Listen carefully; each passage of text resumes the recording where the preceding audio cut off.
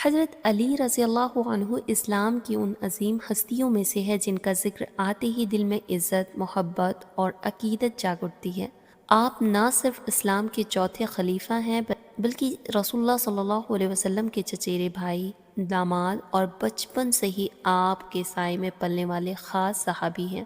حضرت علی رضی اللہ عنہ کی شخصیت علم، حکمت، شجاعت، صبر اور انصاف کا ایسا مکمل نمونہ ہے جسے دیکھ کر انسان سمجھ جاتا ہے کہ اسلام انسان کو کس بلندی تک پہنچاتا ہے۔ لیکن حضرت علی رضی اللہ عنہ کی اس عظمت کی بنیاد اسی دن رکھ دی گئی تھی جس دن آپ کی پیدائش ہوئی، کیونکہ آپ کی پیدائش عام انسانوں جیسی نہیں تھی، بلکہ وہ واقعہ ہے جس نے اسلامی تاریخ میں ہمیشہ کے لیے ایک الگ مقام بنا لیا۔ اس دور کا مکہ معظمہ عرب کا سب سے اہم مقدس شہر تھا۔ خانہ کعبہ جسے حضرت ابراہیم علیہ السلام اور حضرت اسماعیل علیہ السلام نے اسلام کے حکم سے تعمیر کیا، پوری دنیا کے لیے روحانی مرکز کی حیثیت رکھتا ہے۔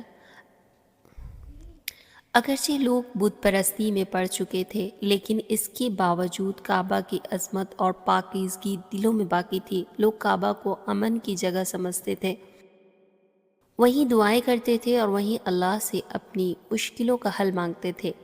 اسی مقدس شہر میں ایک نیک اور پاکیزہ خاتون رہتی تھی جس کا نام تھا فاطمہ بن اسد رضی اللہ عنہا۔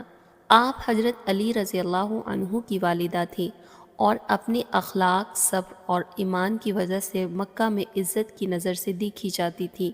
یہی نہیں، فاطمہ بن اسد رضی اللہ عنہ کو یہ شرف بھی حاصل تھا کہ انہوں نے رسول اللہ صلی اللہ علیہ وسلم کی پرورش کی تھی۔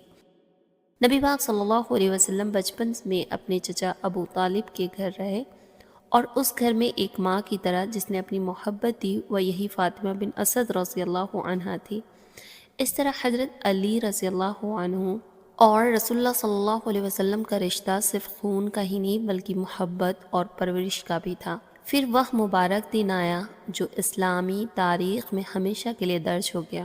تاریخ تھی 13 رجب، جگہ مکہ معظمہ اور وقت ایسا تھا جب اب اللہ اپنی قدرت کا ایک عظیم نشان دکھانے والا تھا۔ فاطمہ بن اسد رضی اللہ عنہا کو جھٹکی کا درد شروع ہوا، درد بڑھتا گیا اور حالات مشکل ہوتے گئے۔ ایسے وقت میں ایک عورت سب سے زیادہ اللہ کو یاد کرتی ہے اور فاطمہ رضی اللہ عنہا کا دل بھی اللہ کی طرف پوری طرح جھک چکا تھا۔ درد کی حالات میں آپ خانہ کعبہ کے قریب پہنچی اور اللہ سے دعا کرنے لگی۔ آپ نے کہا کہ اے اللہ، میں تم پر ایمان رکھتی ہوں، تیرے بھیجے ہوئے نبیوں پر یقین رکھتی ہوں اور اس مقدس گھر کی عظمت کو مانتی ہوں۔ اے میرے رب، میرے اس تکلیف کو آسان فرما۔ یہ دعا ابھی پوری بھی نہیں ہوئی تھی کہ اچانک ایک حیرت انگیز منظر سامنے آیا۔ کعبہ کی دیوار میں درار پڑی اور دیوار پھٹ گئی۔ فاطمہ بن اسد رضی اللہ عنہا اسی درار سے کعبہ کے اندر داخل ہو گئی۔ مکہ کے لوگ یہ منظر دیکھ کر دنگ رہ گئے۔ انہوں نے کبھی ایسا نہیں دیکھا تھا اور نہ ہی کبھی سنا تھا کوئی شخص کعبہ کی دیوار کے پھٹنے سے اندر گیا ہو۔ لوگ دوڑے، کعبہ کی چابیاں لائی اور دروازہ کھولنے کی کوشش کی، لیکن تمام کوششوں کے باوجود دروازہ نہیں کھلا۔ یہ صاف اشارہ تھا کہ یہ سب اللہ کی طرف سے ہو رہا ہے اور اس میں انسانوں کا کوئی دخل نہیں۔ فاطمہ بن اسد رضی اللہ عنہا پورے 3 دن تک کعبہ کے اندر رہیں۔ ان 3 دنوں میں نہ کوئی اندر جا سکا اور نہ کوئی یہ جان سکے کہ اندر کیا ہو رہا ہے، لیکن اللہ کی قدرت اپنا کام کر رہی تھی۔ انہی 3 دنوں کے دوران حضرت علی رضی اللہ عنہ کی پیدائش ہوئی۔ سوچئے، جس گھر کی طرف دنیا بھر کے مسلمان نماز میں رخ کرتے ہیں، اسی گھر کے اندر ایک ایسا بچہ پیدا ہو رہا ہے جو آگے چل کر اسلام کی حفاظت اور انصاف اور حق کی آواز بن کر ابھرے گا۔ روایتوں میں آتا ہے کہ حضرت علی رضی اللہ عنہ پیدا ہوئے تو کعبہ کے اندر ایک نور پھیل گیا۔ یہ کوئی عام روشنی نہیں تھی بلکہ ہدایت اور رہنمائی کی روشنی تھی۔ 3 دن بعد جب فاطمہ بن اسد رضی اللہ عنہا اپنے نوزائیدہ بچے کو لے کر کعبہ سے باہر آئی تو مکہ کے لوگ انہیں دیکھنے کے لیے جمع ہو گئے۔ ہر کوئی حیرت میں تھا اور ہر جواب پر ایک ہی سوال تھا کہ یہ کیسا بچہ ہے جس کی پیدائش کعبہ کے اندر ہوئی۔ بچے کو رسول اللہ صلی اللہ علیہ وسلم کی خدمت میں پیش کیا گیا۔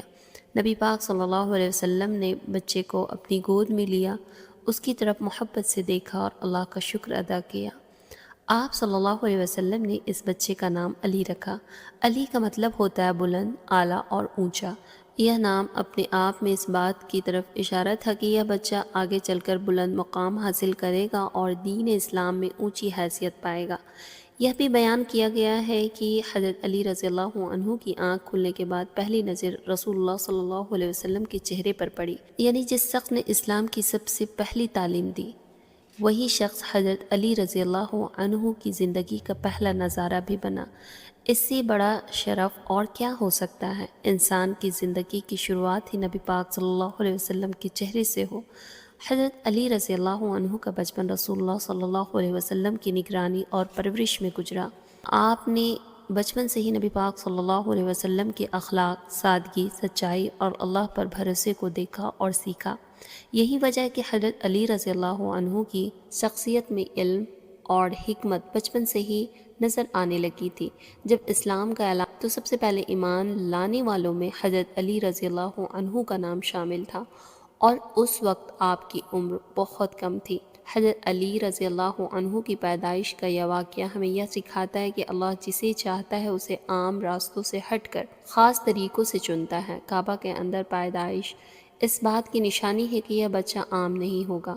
اس کی زندگی حق اور باطل کے درمیان فیصلہ کرنے والی ہوگی۔ اس کی تلوار ظلم کے خلاف اٹھے گی اور اس کی زبان انصاف کی گواہی دے گی۔ آج جب ہم حضرت علی رضی اللہ عنہ کی پیدائش اس واقعے کو پڑھتے یا سنتے ہیں تو ہمارے دل میں یہ احساس پیدا ہوتا ہے کہ اسلام انسان کو جنم سے ہی مقصد دیتا ہے۔ اگر ہم بھی حضرت علی رضی اللہ عنہ کی طرف سچائی، صبر، علم اور انصاف کو اپنی زندگی کا حصہ بنا لے تو ہماری زندگی بھی بدل سکتی ہے۔ حضرت علی رضی اللہ عنہ کی پیدائش صرف ایک تاریخی گھٹنا نہیں بلکہ ہر دور کے مسلمان کے لیے ایک پیغام ہے۔ یہ پیغام ہے کہ اللہ پر بھروسہ رکھنے والا انسان کبھی چھوٹا نہیں ہوتا، چاہے حالات کتنے ہی مشکل کیوں نہ ہو۔ جس طرح کعبہ کی دیوار پھٹ گئی، اسی طرح اللہ ہمارے لیے بھی ناممکن راستوں کو آسان کر سکتا ہے۔ تو آج کی ویڈیو یہیں تک تھی۔ اگر آپ واقعہ سننے میں انٹرسٹڈ ہے تو چینل کو سبسکرائب کر لیجیے گا۔ اللہ حافظ۔